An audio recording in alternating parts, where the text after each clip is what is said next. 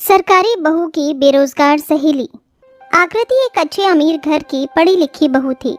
दरअसल अपनी शादी के बाद भी वो पढ़ाई करती रही है और आखिरकार अपनी मेहनत और लगन से वो वकील की पोस्ट से जज बन चुकी थी।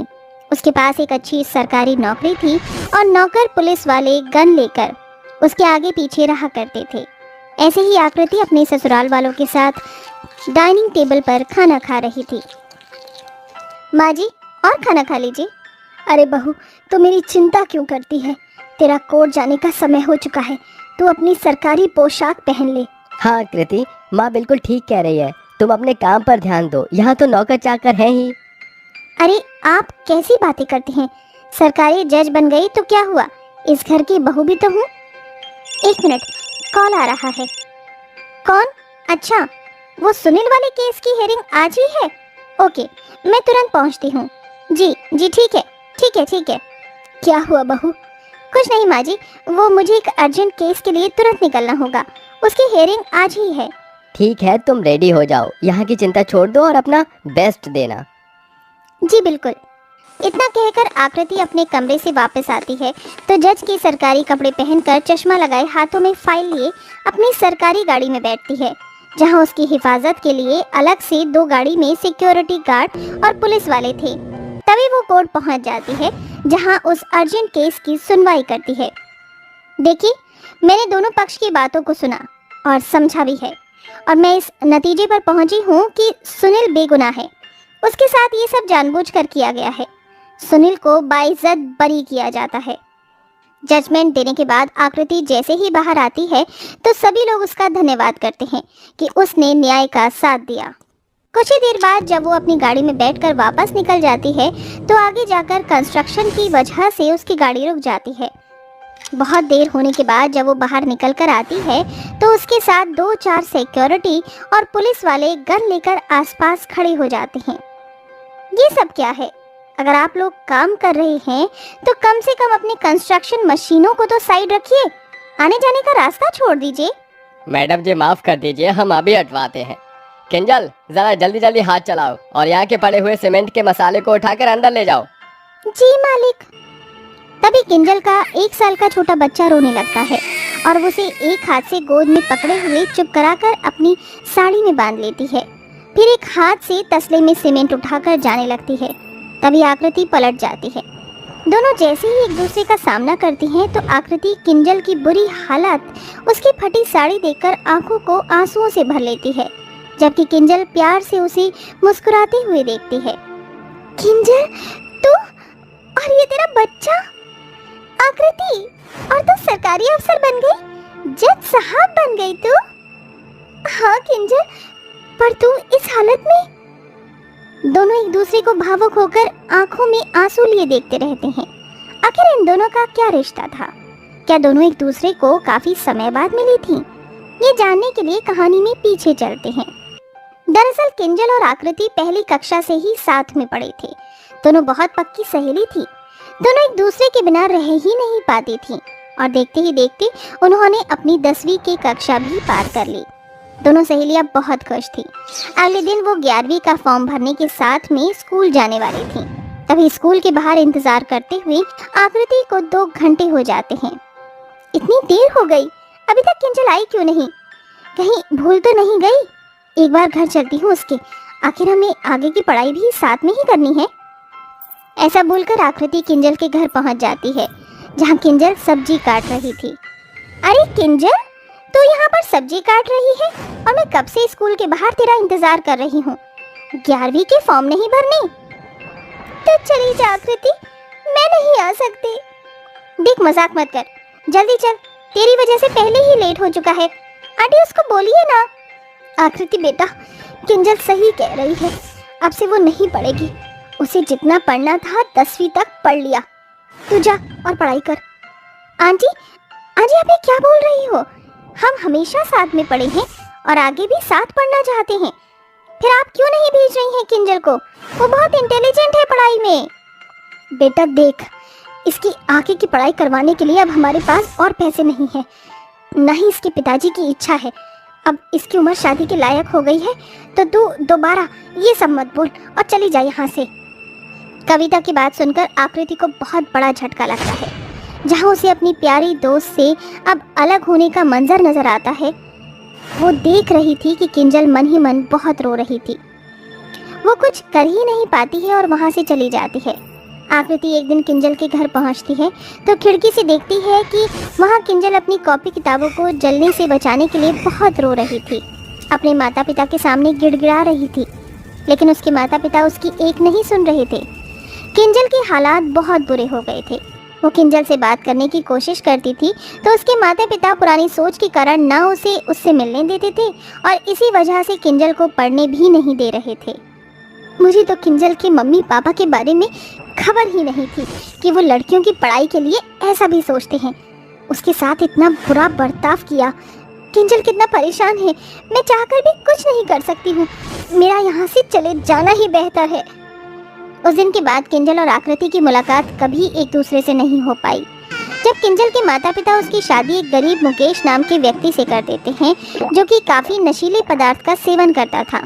इस वजह से वो उसे मारता पीटता था। साल गुजरते हैं। किंजल को एक प्यारा सा बेटा भी हो जाता है। ऐसे ही एक दिन उसका पति कहता है, मुझे दारू पीनी है, चल पैसे निकाल वरना मैं इसको मार दूंगा। खबरदार, अगर आपने मेरे बच्चे को छूने की कोशिश भी की तो अपनी गंदी आदत के चलते मुझ पर जो जुल्म किए हैं करिए, लेकिन मेरे बेटे को हाथ लगाने की भी मत सोचना। देखो तो मुंह कैसे चल रहा है, चल पैसे निकाल। मैं कहाँ से पैसे लाऊं? आपको कमाना चाहिए ना। मैं जानता हूँ तू मजदूरी का काम करके पैसे कमाती है और तेरे पास पैसे हैं, चल पैसे निकाल। मैं पैसे बिल्कुल नहीं दूंगी। इतने में उसका पति मुकेश बेहोश हो जाता है और किंजल रोते हुए अपने बेटे को गोद में लेकर कहती है, अगर आज मम्मी पापा ने मुझे पढ़ने दिया होता तो मुझे ऐसी जिंदगी घुट घुट कर नहीं जीनी पड़ती और ना ही बेरोजगारी का काम करना पड़ता। लेकिन मैं जानती हूँ मेरी सहेली कहीं ना कहीं पढ़ लिख कर सरकारी दफ्तर में काम कर रही होगी। वकील बनना उसका सपना था। वहीं दूसरी ओर आकृति लॉ की पढ़ाई करके वकील बनती है, जिसके बाद उसकी शादी हो जाती है और आगे की पढ़ाई करते करते जज बन जाती है, जहां अब उसके आगे पीछे सरकारी नौकर हाथ में गन लेकर उसे सिक्योरिटी देते थे। तभी दोनों अपनी धुंधली यादों से बाहर आकर एक दूसरे को गले लगाती हैं। किंजल, मैंने तुझे बहुत बहुत ज़्यादा याद किया है। तू कहाँ थी? पता है तुझसे मिल भी नहीं पाई थी मैं, और ये तूने अपनी क्या हालत बना ली है। वही जो एक आम बेरोजगार की होती है। तू तो जानती है मम्मी पापा ने पढ़ाई छुड़वा दी और एक ऐसी जगह शादी कर दी जहाँ मेरा जीना हराम हो गया और मुझे अपने बच्चे का पेट पालने के लिए खुद ईंट सीमेंट उठाने का ये काम करना पड़ा।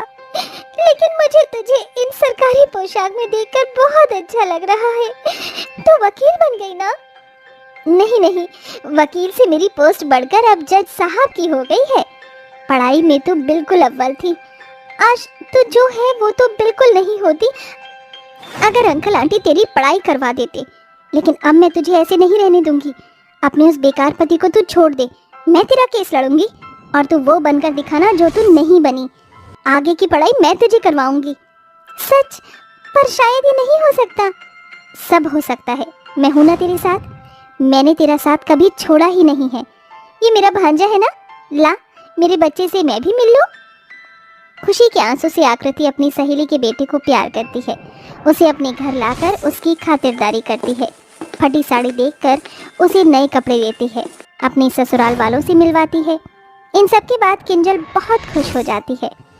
अरे बेटा, हम तेरे बच्चे को संभाल लेंगे, तू बस मेहनत कर। शुक्रिया माँ जी।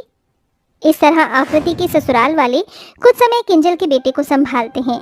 इस बीच किंजल अच्छे से पढ़ाई करके 2 साल के भीतर ही अपने पाँव पर खुद खड़ी हो जाती है और अपने बच्चे को खुद पालकर एक अच्छी जिंदगी बिताने लगती है। ऋतिक बेटा, दीप्ति बहू को ऊपर वाले कमरे में ले जा। मैंने अब से वो कमरा तुम दोनों को दे दिया है। लेकिन माँ, वो कमरा तो अजय भैया का है ना। हाँ, लेकिन अब से वो कमरा तुम दोनों का है। मैंने अजय और ज्योति को पीछे वाला कमरा दे दिया है। मैं नहीं चाहती कि मेरी काली बहू उतने सुंदर कमरे में रहे और उसकी रौनक खराब हो। दीप्ति उसी में रहेगी तो उस कमरे की शोभा बढ़ेगी। विमला के दोनों बेटे अजय और ऋत्विक की एक ही साथ शादी होती है। जहाँ ऋत्विक की पत्नी दूध की तरह गोरी होती है, वहीं अजय की पत्नी ज्योति कोयले की तरह काली होती है, जिस वजह से विमला ज्योति को बिल्कुल भी पसंद नहीं करती है। ज्योति, तुम माँ की बातों का बुरा मत मानना। ये आप कैसी बातें कर रही हैं?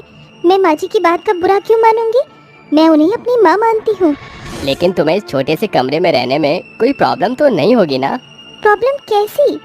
ये है तो मेरा ही घर है, मुझे इससे कोई फर्क नहीं पड़ता कि मैं छोटे कमरे में रहूं या बड़े कमरे में। ज्योति का रंग भले ही काला था, लेकिन ज्योति का दिल बहुत साफ था। जहां ज्योति अपने पूरे परिवार का ध्यान रखती, सबका अच्छे से ख्याल रखती और घर का सारा काम करती, वहीं दीप्ति अपने गोरे रंग का थोप जमाते हुए एक काम को भी हाथ नहीं लगाती है और विमला भी दीप्ति का ही साथ देती है। दीप्ति, आज जरा मेरी थोड़ी तबीयत खराब है, तो आज का खाना तुम बना लो। क्या? मैं खाना बनाऊं? मैं इतनी गर्मी में खाना नहीं बनाने वाली हूँ। अगर मैं इतनी गर्मी में खाना बनाऊंगी तो मुझे पसीना आएगा, जिससे मेरी स्किन खराब हो जाएगी और मैं नहीं चाहती कि मैं आपके जैसी हो जाऊं। दीप्ति बिल्कुल ठीक कह रही है। तू क्या मेरी इतनी गोरी सुंदर बहू को अपनी तरह काला करना चाहती है क्या? ज्योति कुछ भी नहीं बोलती है और चुपचाप से किचन में जाकर अपने आंसू भरी आंखों के साथ खाना बनाती है कि अचानक ज्योति को चक्कर आ जाते हैं और वो नीचे गिर जाती है। ज्योति, क्या हुआ तुम्हें? होश में आओ, मैं अभी डॉक्टर को कॉल करता हूँ। डॉक्टर, क्या हुआ मेरी ज्योति को? वो ठीक तो है ना? देखिए, घबराने वाली कोई बात नहीं है, आप पिता बनने वाले हैं। क्या? सच में? मैं पापा बनने वाला हूँ? माँ, आपने सुना? आप दादी बनने वाली हैं और पापा आप दादा। हाँ बेटा, कंग्रेचुलेशन। हाँ हाँ, सुन लिया। ज्योति की प्रेगनेंसी की बात से अजय बहुत ज़्यादा खुश होता है कि अचानक दीप्ति को उल्टियाँ आना शुरू हो जाती हैं। डॉक्टर की चेक करने से पता चलता है कि दीप्ति भी प्रेग्नेंट है। हाय मेरी बहू, किसी की नज़र न लगे। अब बस तू अपने पैर ज़मीन पर नहीं रखेगी। अब से तेरा पूरा ख्याल मैं रखूंगी। अपनी दोनों बहुओं के प्रेग्नेंट होने पर भी विमला ने उनमें भेदभाव करना नहीं छोड़ा था। विमला अपनी गोरी बहू को हर थोड़ी देर में जूस फ्रूट्स दिया करती थी और वहीं ज्योति को एक गिलास पानी भी नहीं पूछती थी। प्रेगनेंसी में भी ज्योति घर का सारा काम किया करती थी। माँ जी बस करिए, अब और नहीं खाया जा रहा है। बस बहू, ये केसर वाला दूध पी ले। मैंने सुना है इसे पीने से बच्चा बिल्कुल गोरा पैदा होता है। माँ जी, मुझे भूख लग रही है, मुझे भी दूध दे दीजिए। मैं क्या तेरी नौकरानी हूँ और तुझे क्या दूध की जरूरत पड़ गई? किचन में रोटी सब्जी रखी है, वही खा ले। वैसे भी ये केसर का दूध बच्चा गोरा होने के लिए पिया जाता है और तेरा बच्चा तो काला ही होगा। माँ जी, आप मुझे बोलती थी, मैंने बर्दाश्त कर लिया, लेकिन मेरे बच्चे को मत बोलिए। अब काली का बच्चा तो काला ही होगा ना। विमला की बात सुनकर ज्योति की आंखों में आंसू आ जाते हैं। विमला हमेशा ही ज्योति को उसके काले रंग की वजह से ताने दिया करती थी और ऐसे ही कुछ महीनों में ज्योति और दीप्ति माँ बन जाती हैं। और ऐसे ही काले गोरे के रंग के भेदभाव में 5 साल बीत जाते हैं, लेकिन विमला अभी तक नहीं बदली थी। दीप्ति के बच्चे का रंग गोरा होने की वजह से विमला उसे बहुत प्यार करती थी और ज्योति के बच्चे का रंग काला होने की वजह से वो उसे बिल्कुल भी पसंद नहीं करती थी। हाय कितनी सुंदर, कितनी गोरी पोती है मेरी। ये देखो, मैं तुम्हारे लिए कितनी सारी चॉकलेट, आइसक्रीम, पेस्ट्री लेकर आई हूँ, जल्दी से इसे खा लो। दादी दादी, मैं इसी रोहित भैया के साथ शेयर करके खाऊंगी। नहीं बेटा, उसके साथ नहीं, ये बस मैं तुम्हारे लिए लाई हूँ। अरे वाह, आज तो दादी बहुत सारी चीजें लेकर आई हैं। दादी दादी, आप मेरे लिए क्या लाई हो? मैं तेरे लिए कुछ भी नहीं लाई हूँ, जाकर अपनी काली माँ से मांग। इतना कहकर विमला रोहित को भगा देती है। रोहित और खुशी दोनों बहन भाई में बहुत ज़्यादा प्यार होता है, इसीलिए खुशी अपनी दादी के जाने के बाद रोहित के साथ चीज शेयर करके खाती है। थैंक यू खुशी, तुम मेरी बहुत अच्छी बहन हो। वेलकम रोहित भैया। रोहित, तुम्हारी हिम्मत कैसे हुई मेरी बेटी की चीजों को खाने की? माँ, मैंने रोहित भैया को दी थी। कितनी बार बोला है इस काले के साथ मत रहा कर, वरना तू भी काली हो जाएगी। इतना कहकर दीप्ति खुशी को लेकर वहाँ से चली जाती है। ऐसे ही कुछ दिन बीत जाते हैं। दीप्ति और उसकी सास हमेशा बाहर का खाना खाती रहती थी। बाहर का खाना ज़्यादा खाने की वजह से दीप्ति और विमला दोनों को फूड पॉइजनिंग हो जाती है, जिसके चलते दोनों को बहुत कमज़ोरी हो जाती है और दोनों बहुत ज़्यादा बीमार पड़ जाती हैं। लेकिन ज्योति अपनी सास और देवरानी का बहुत अच्छे से ख्याल रखती है। माँ जी और दीप्ति, मैंने आप दोनों की दवाई यहाँ रख दी है, और ये लीजिए, मैं आपके लिए खिचड़ी बनाकर लाई हूँ।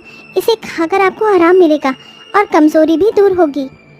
ज्योति और उसके बेटे के साथ इतना बुरा करने पर भी ज्योति और रोहित दोनों माँ बेटे विमला और दीप्ति का ख्याल रखते हैं, जिसे देखकर विमला और दीप्ति को अपनी गलती का एहसास हो जाता है, जिसके बाद वो ज्योति से माफ़ी मांगते हैं।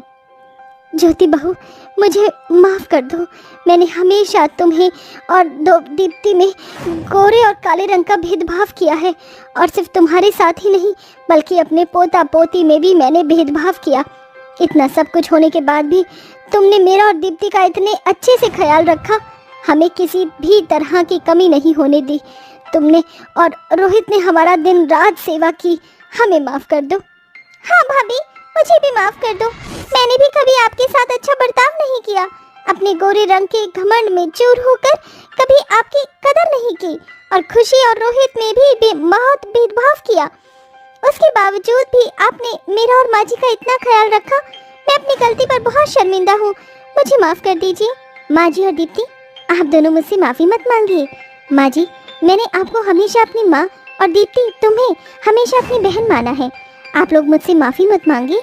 जो हुआ उसे भूल जाइए। ज्योति अपनी सास और देवरानी को माफ़ कर देती है। अब विमला और दीप्ति ज्योति और उसके बेटे के साथ किसी भी तरह का कोई भेदभाव नहीं करती हैं, और विमला अपनी दोनों बहू को अब एक समान रखती है और अपने दोनों पोता पोती को एक जैसा ही प्यार करती है।